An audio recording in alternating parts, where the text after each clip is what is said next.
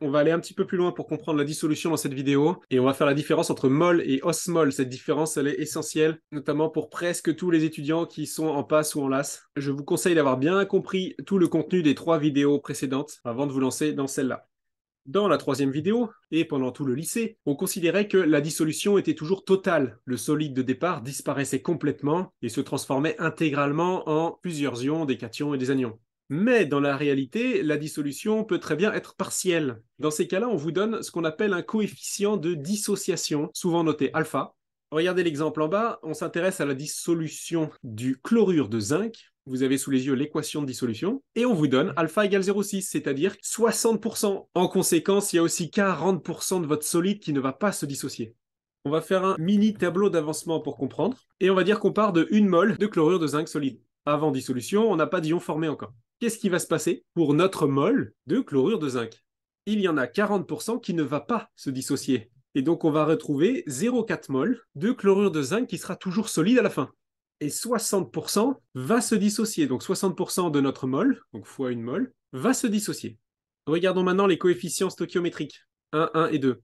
On voit qu'entre le solide et les ions zinc, on a des proportions 1 pour 1 qui donne 1. Ça veut dire que si on a 0,6 mol de solide qui se dissocie, on va récupérer 0,6 mol d'ion zinc à la fin.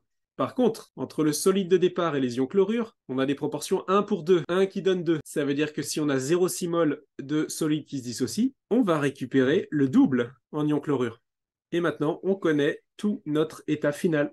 Quelle est la différence entre les mols et les osmols? Eh bien, les mols, c'est ce qu'on a apporté au départ. Ici, on a apporté 1 mol de chlorure de zinc solide. Alors que les osmols, ça va être l'addition de toutes les quantités de matière après dissociation. Donc les osmols, c'est comme des mols, sauf que quand on compte en osmols, on doit additionner tout ce qui traîne dans l'eau à la fin. Dans notre exemple, on est parti d'1 mol de solide au départ, et on obtient 0,4 plus 0,6 plus 2 fois 0,6, c'est-à-dire 2,2 osmols à la fin. On peut faire le même raisonnement avec des concentrations. Si vous partez de 1 mol par litre, vous arriverez à 2,2 osmols par litre. C'est logique si on considère que dans l'exemple précédent, toute la réaction s'est déroulée dans un litre d'eau. Les 1 mol par litre correspondent à ce qu'on appelle la concentration molaire, qu'on appelle dans le supérieur aussi beaucoup molarité, alors que les 2,2 osmols par litre correspondent à ce qu'on va appeler une osmolarité. Le coefficient entre les deux, ici, est de 2,2. On a multiplié par 2,2. Ce coefficient est souvent noté I et s'appelle le coefficient de Van't Hoff. On va en parler dans une minute. Mais d'abord, je veux que vous compreniez que ce coefficient ne dépend absolument pas de la quantité de départ. Ici, dans notre tableau d'avancement, on est parti de 1 mol de solide au départ. Mais si on était parti de 2 mols, qu'est-ce que ça aurait changé? On aurait eu 40% de 2 mols qui ne se seraient pas dissociés, c'est-à-dire 0,8 mol. On aurait eu 60% de nos 2 mols de départ qui se seraient dissociés et on aurait obtenu 2 fois plus d'ions, puisqu'il y a 2 fois plus de solides qui se dissocient. On serait donc passé de 2 mols à 4,4 osmols. En gros, toutes les quantités ont été doublées, mais le coefficient multiplicatif pour passer des mols aux osmols est toujours le même, il vaut toujours 2,2. La clé pour résoudre la plupart des exercices que vous allez rencontrer, notamment en passe ou en LAS, ce sera de déterminer ce fameux coefficient I. On peut donc le retrouver assez facilement en écrivant l'équation de dissolution, en faisant un petit tableau d'avancement, où on va raisonner avec 1 mol de solide apporté au départ, pour simplifier. Si c'est toujours pas hyper clair, on va faire un deuxième exemple. La question est ici. Ne lisez pas encore ce qui a marqué au-dessus, on en parlera après. Dans 500 ml d'eau, on dissout 1 mol de glucose et 2 mols de FeCl3 dissociés à 30%. Calculez l'osmolarité de la solution. L'osmolarité, ça veut dire qu'on veut des osmols par litre. Alors on a 2 solutés différents ici. On a le glucose, qui est un solide moléculaire qui ne va donc pas se dissocier, et on a le chlorure de fer, qui est un solide ionique, qui lui va se dissocier à 30%. Le solide ionique est plus compliqué à gérer. La première chose à faire, c'est d'écrire l'équation de dissolution. On peut faire un mini tableau d'avancement comme tout à l'heure, on n'est pas vraiment obligé. Et pour simplifier, on va partir du principe qu'on part de 1 mol de solide. Même si c'est pas vrai dans la question, ça va permettre d'arriver le plus rapidement possible à la valeur de ce fameux coefficient I. Le chlorure de fer se dissocie à 30%. Ça veut dire qu'il y en a 70%, donc 0,7 mol, qui ne sera toujours pas dissocié à la fin. Et il y en a 30%, donc 0,3 mol, qui va se dissocier en ion. Les coefficients stoichiométriques nous apprennent qu'on va récupérer exactement la même quantité d'ion fer 3+, et qu'on va récupérer 3 fois plus d'ion chlorure, donc 0,9 mol. On est parti de 1 mol au départ, et on obtient 0,7 plus 0,3 plus 0,9, c'est-à-dire 1,9 osmol à la fin. Quel est le coefficient multiplicatif? Pour passer de 1 à 1,9, c'est facile, on a fait fois 1,9. On a la quantité de matière en osmol qui est égale à I fois la quantité de matière apportée en solide au départ. Et on a exactement la même relation avec des concentrations. Il suffit de tout diviser par le volume.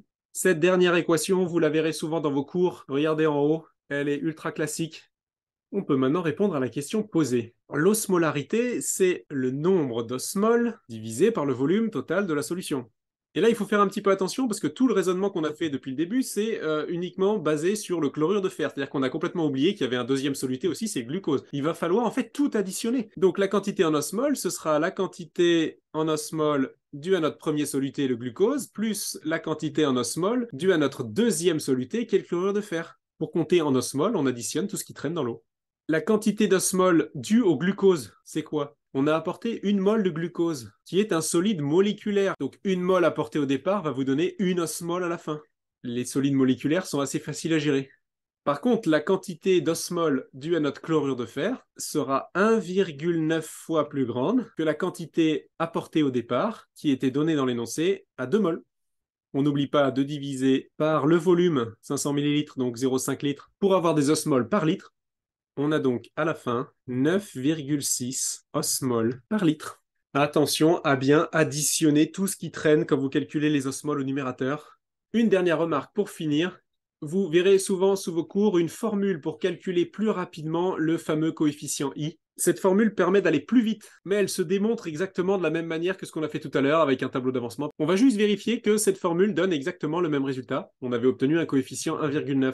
On va appliquer cette formule 1 plus alpha, qui est notre coefficient de dissociation, 30%, donc 0,3, facteur de n-1. Alors, qu'est-ce que c'est ce fameux n ici? C'est le nombre total d'ions formés quand le solide se dissocie. On voit que chaque particule de solide va nous donner un ion fer3+, plus 3 ions chlorure, c'est-à-dire 4 ions au total. Donc, ce fameux nombre n, c'est 4. Et on n'oublie pas le -1, on applique la formule, ça fait bien 1,9.